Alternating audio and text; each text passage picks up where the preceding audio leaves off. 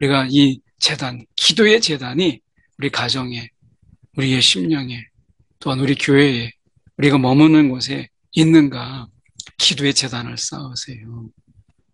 우리가 이 기도라고 하는 것은 하나님의, 지금 보시면 불을 다스리는 다른 천사가 재단으로부터 나와 예리한 낯가진 자를 향하여, 이것은 그 기도의 결과에 의해서, 그러니까 기도로 하나님의 일에 참여하는, 내가 어떻게 나 같은 자가 하나님의 일에 참여할까?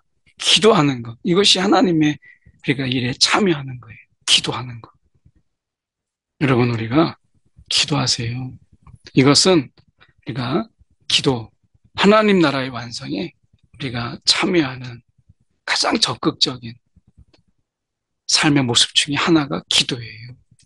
여러분, 우리가 하나님의 뜻을 구하고 그의 나라와 그의 의를 구하라. 그냥 무작정 기도가 아니라 그의 나라와 그의 의를 위하여 기도하라. 라고 하잖아요.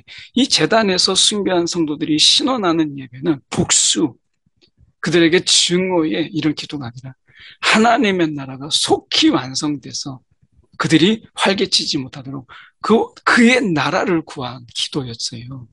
우리에게도 이런 기도, 하나님 나라에 참여하는 이 적극적인 기도가 우리 가운데 이 시대에 더군다나 우리가 요구되고 있다라고 하는 것 우리가 기억하면 좋겠습니다. 오늘 본문의 말씀은 요한계시록 14장 14절에서 20절까지 말씀입니다.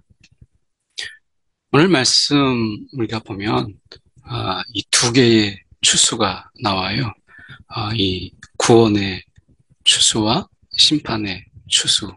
물론 이 곡식의 추수도 심판으로 보는 이런 일부 견해도 있습니다. 그렇지만 우리가 이 구원의 추수와 심판의 추수로 보는 것이 좋은 것은 좋은 의미에서 해석하기보다는 내용적으로 그렇습니다. 심판보다 구원이, 진노보다 긍휼을 앞세우시는 하나님. 그래서 14절부터 16절까지가 이 구원의 추수거든요. 구원하시는 하나님의 추수. 그래서 이것이 심판의 추수보다 앞에 있어요. 이것은 심판보다 구원을 원하시는 하나님. 심판보다 우리를 완전한 구원으로 이끄시기를 기뻐하시는 하나님. 이것을 잘 보여주고 있어요. 이 성경에서는 순서가 중요하거든요. 그래서 이러한 추수를 우리가 바라보면서 사는 것인데, 기독교 신앙이 일반 종교 신앙과 다른 것이 무엇이냐? 세상에 많은 사람들은 어제 일, 또 전에 겪었던 일을 통해서 오늘이 이럴 것이고 내일이 저럴 것이다. 이렇게 이제 생각을 하죠. 그래서 오늘은 어제의 연장이고, 그래서 과거에 매어 있는 오늘이, 그래서 과거에 내가 어떠했기 때문에 오늘 나도 이럴 수밖에 없는 존재, 이렇게 이제 생각을 하죠. 근데 우리가 이 기독교의 신앙은 그렇지가 않아요. 이미 완성된 모습이 있어요. 완성된 그 하나님의 나라, 그 그리스도의 나라가 있죠. 그래서 우리의 신앙은 과거 그리고 먼 이 옛날 이야기에서 기초해서 내일을 추측하는 이런 게 아니라 이제 앞으로 완성된 그 하나님의 나라에서 오늘을 바라보는, 그래서 우리의 완성된 모습 속에서 오늘을 바라보는, 미래에서 오늘을 바라보는 이러한 시각이 기독교의 시각이에요. 그래서 우리는 마치 제가 비유로 좋아하는 것이 무엇이냐면 축구 경기예요. 축구 경기를 생중계로 방송할 때가 있죠. 그러면 막 일방적으로 공격을 해요. 야, 우리가 이겼다. 그런데 나중에 결정적인 연장전 이런 시간 속에 이제 역전골을 딱 먹어요. 그것도 딱 한 골. 그래서 그것으로 인해서 져요. 이런 경우가 있죠. 근데 이거는 이제 이길지, 이제 과거의 이제 피파 랭킹을 보거나 과거의 성적을 비교해 보면 압도적으로 우리가 이기는 거예요. 근데 경기가 안 풀려요. 야, 이거 정말 이길 수 있을까? 뭐 이런 거잖아요. 근데 녹화 방송을 보세요. 이미 이긴 경기. 막 질 것 같고, 막 골대에 맞고 튕기고, 아슬아슬한 순간이 있지만, 우리는 그 경기가 이긴 경기라고 하는 것을 통해서 편안하게 보죠. 그래서 그 녹화 방송은 실시간 방송하고 다르게 긴장, 이런 것은 떨어지지만 이미 이겼다라고 하는 편안함 속에서 볼 수 있는 우리가 신앙이 바로 그와 같은 거예요. 14절의 말씀에 보면 이제 이렇게 말씀하시거든요. 또 내가 보니 흰 구름이 있고 구름 위에 인자 같은 이가 앉으셨는데 곧 예수죠. 예수께서 이제 모든 권세를 가지신 예수. 그냥 예수가 아니라 이제 모든 권세를 아버지께로부터 받은 진정한 그리스도의 나라의 통치자 그분이 이제 구름 위에 앉으셨는데 그 머리에는 금면류관이 있고 그 손에는 예리한 낫을 가졌더라. 또 다른 천사가 성전으로부터 나와 구름 위에 앉은 이를 향하여 큰 음성으로 외쳐 이르되 당신의 낫을 휘둘러 거두소서 땅의 곡식이 다 익어 거둘 때가 이르렀음이니이다. 땅의 곡식이 이미 다 익었다. 이미 이제 익어서 거둘 때가 되었다라고 말씀하세요. 이제 온 세계를 다스리는 권세를 가지신 인자 같은 이가 이제 낫을 휘둘러요. 그리고 이제 수확을 하게 됩니다. 그래서 곡식을 거둬요. 알곡을 이제 추리는 거죠. 그래서 구름이 앉으신 이가 낫을 휘두르매 땅의 곡식이 거두어지니라.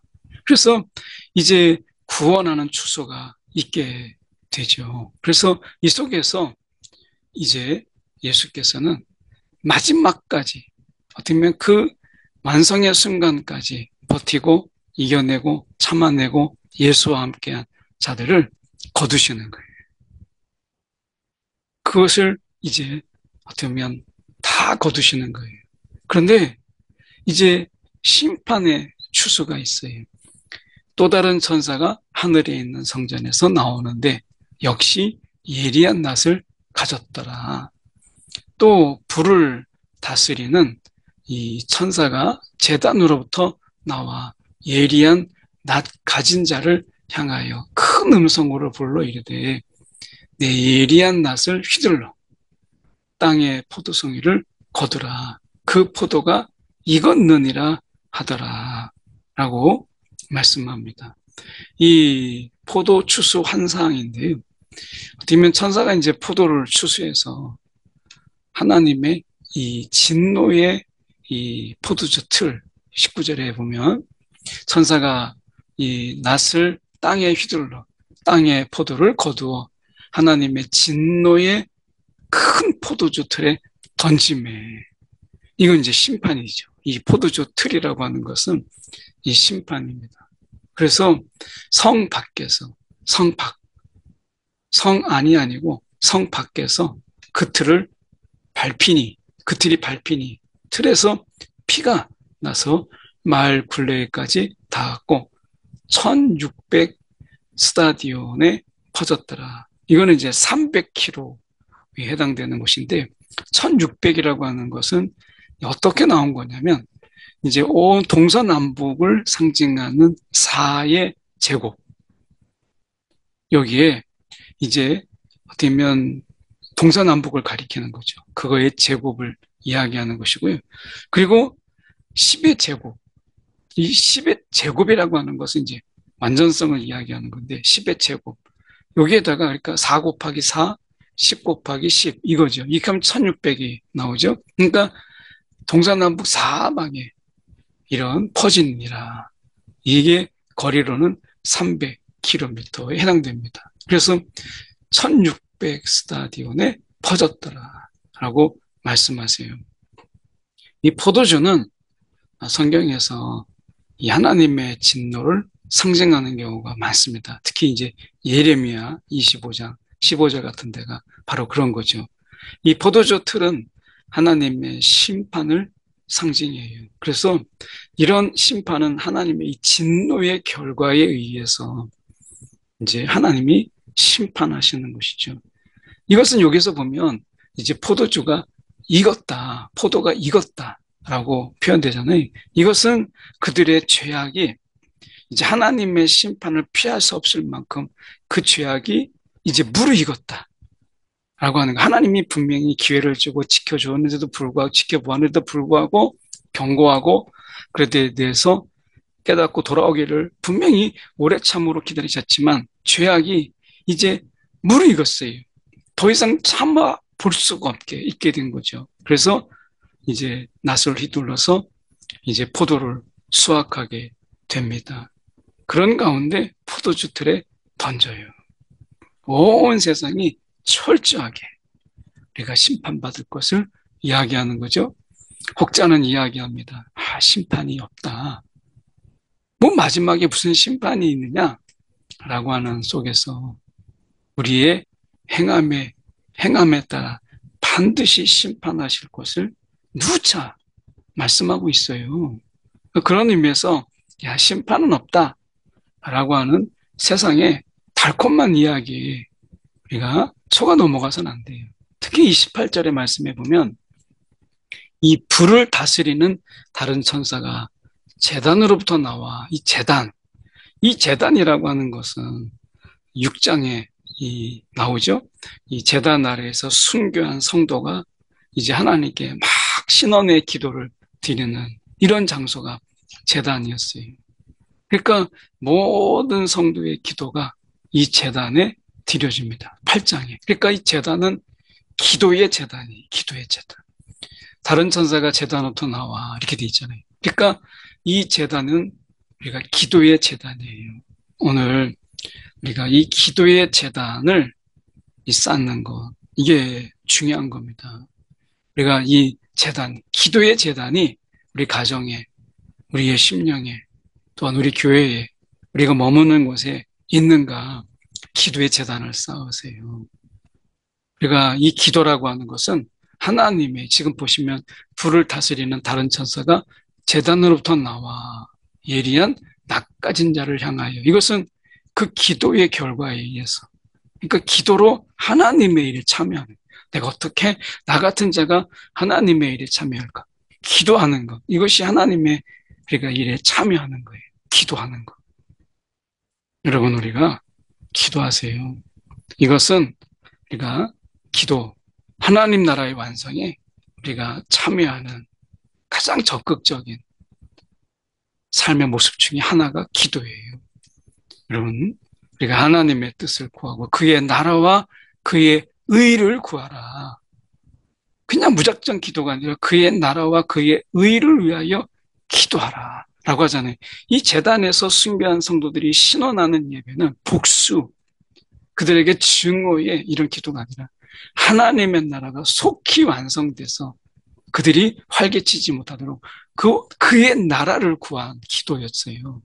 우리에게도 이런 기도, 하나님 나라에 참여하는 이 적극적인 기도가 우리 가운데 이 시대에 더군다나 우리가 요구되고 있다라고 하는 것 우리가 기억하면 좋겠습니다. 기도의 제단을 쌓자. 기도하겠습니다. 사랑에 많으신 하나님 아버지, 이 시간 기도합니다.